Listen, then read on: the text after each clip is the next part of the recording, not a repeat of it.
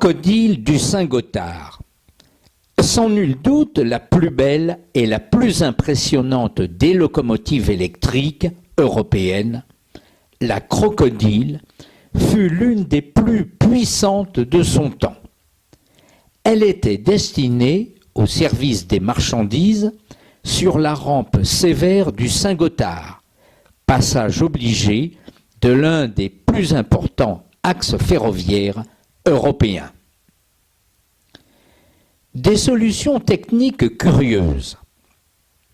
La Crocodile comporte une transmission par bielle, un fait technique intéressant traduisant la préférence chez les ingénieurs de solutions classiques et fiables héritées de la locomotive à vapeur.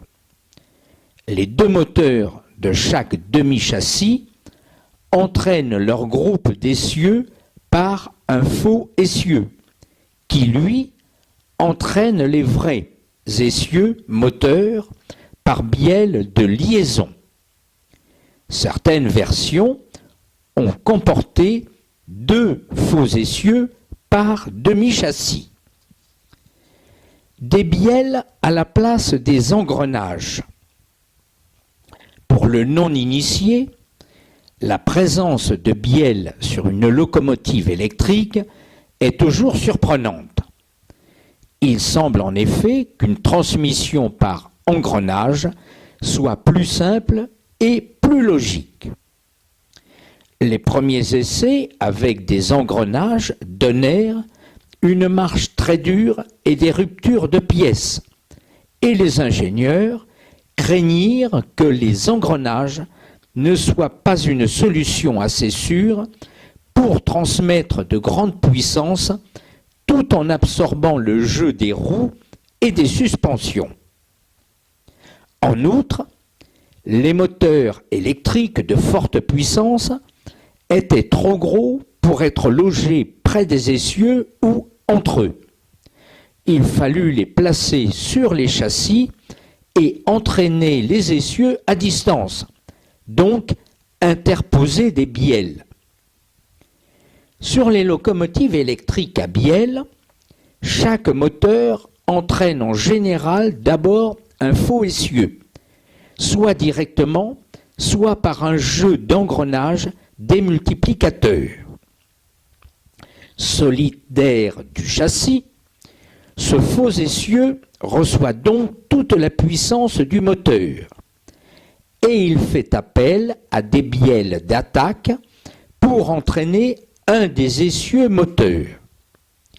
Cet essieu moteur est réuni à d'autres essieux moteurs par des bielles de liaison. Ce sont les bielles qui ont donc à assumer non seulement le travail de transmission de la force motrice, mais surtout de permettre les débattements et mouvements relatifs entre les roues motrices et le châssis du fait des inégalités de la voie. La Suisse, carrefour ferroviaire de l'Europe. La Suisse est un pays à la fois très au centre de l'Europe et très ouvert à la circulation. Ainsi, dès la création des premiers chemins de fer, la Confédération helvétique se dote d'un réseau qui est autant un élément central d'un grand réseau européen qu'un réseau purement national reliant les villes suisses entre elles. Mais la traction vapeur est, en Suisse, peu rentable, du fait de la cherté du charbon entièrement importé et du profil difficile des lignes, demandant de très fortes puissances.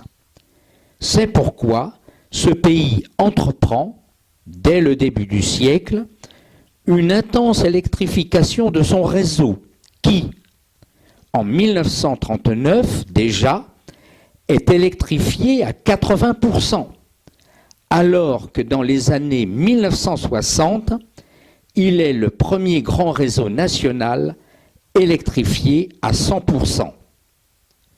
Voici les caractéristiques techniques de la Crocodile.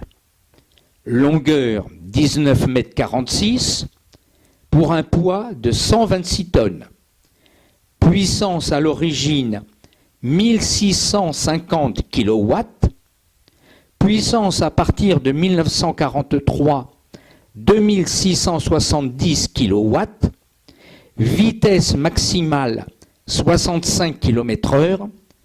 Courant 15 000 kV, 16 2/3 Hz.